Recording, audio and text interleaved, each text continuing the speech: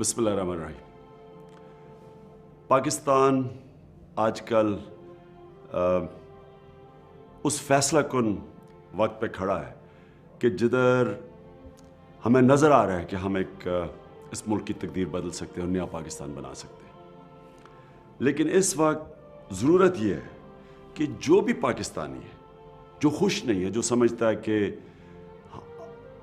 हम इससे बेहतर मुल्क में रह सकते हैं, जो समझता है कि यहाँ इंसाफ नहीं है, जो समझता है कि मुल्क का पोटेंशियल पे नहीं हम पहुँच रहे, जो समझता है कि जो ये 30 सालों में ये 2 ख़ानदान बारियाँ ले रहे हैं और इनके बच्चे तैयार हो रहे हैं बारियाँ लेने के लिए, और इनके होते हुए ये ख़ानदान तो ऊपर चले जाएंगे लेकिन मुल्क नीचे जा रहा है, और जो समझ रहे हैं कि इस मुल्क में जो 11 करोड़ पाकिस्तानी गुर्बत की लकीर से नीचे 2 वक्त की रोटी नहीं खा सकते, उनका भी ये पाकिस्तान होना चाहिए।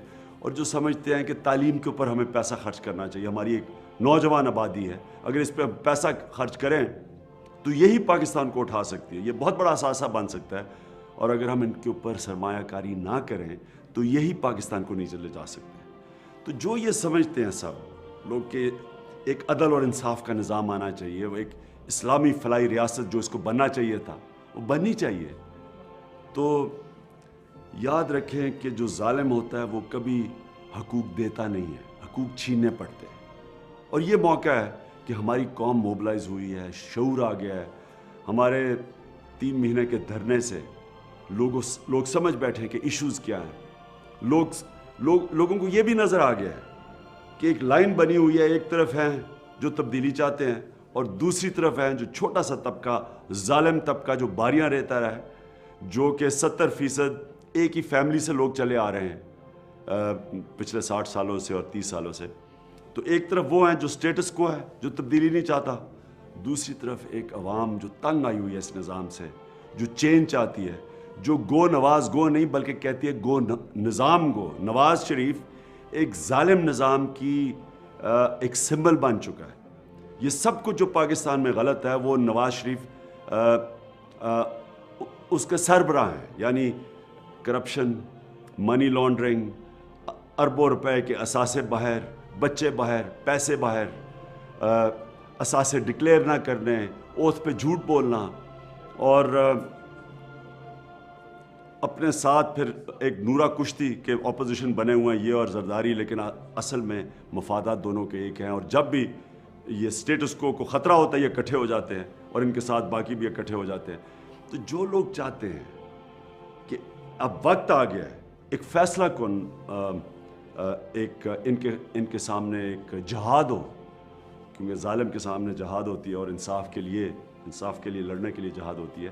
तो जो ये समझते हैं 30 तारीख एक अहम दिन है पाकिस्तान की तारीख का। इसमें मैं चाहता हूँ सारा जो हमारा मजलूम तबका है, चाहे वो ख़वातीन हों जिनसे जुल्म है, जो समझती हैं कि जुल्म नहीं भी है, जो समझते हैं कि एक इंसाफ का निज़ाम होना चाहिए, या जो हमारी माइनॉरिटीज़ हैं, जो हमारे माजूर लोग हैं जिनको कोई पूछता ही नहीं है कि उनको इस सोसाइटी में कोई, यानी हम समझते हैं कि वो है ही नहीं, हालांकि एक एस्टिमेट के मुताबिक कम से कम 1 करोड़ से ऊपर लोग हैं जिनको डिसेबिलिटीज़ हैं।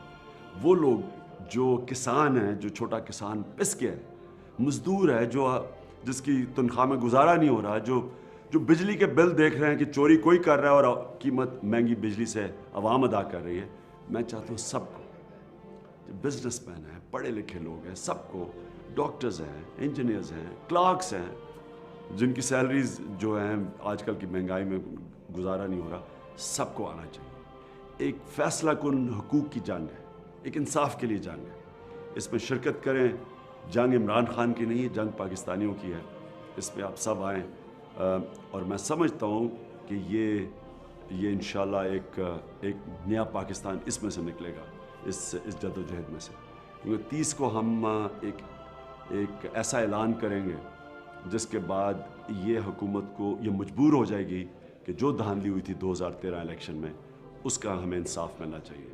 और वो जैसे ही खुलेंगे हल्के तो उसके बाद री इलेक्शंस की तरफ जाएगा और री इलेक्शंस के बाद इंशाल्लाह एक नया पाकिस्तान बनेगा। तो 30 तारीख को सब मेरे साथ मिल के आपने इस्लामाबाद पहुंचना। मैं आपकी 29 तारीख, मैं तो खैर धरने पे इंतज़ार कर रहा हूँ, रात भी वहीं होऊंगा, तो आप सबको 30 तारीख को मैं वहाँ आज़ादी चौक पे آپ کا منتظر ہوں گا. شکریہ.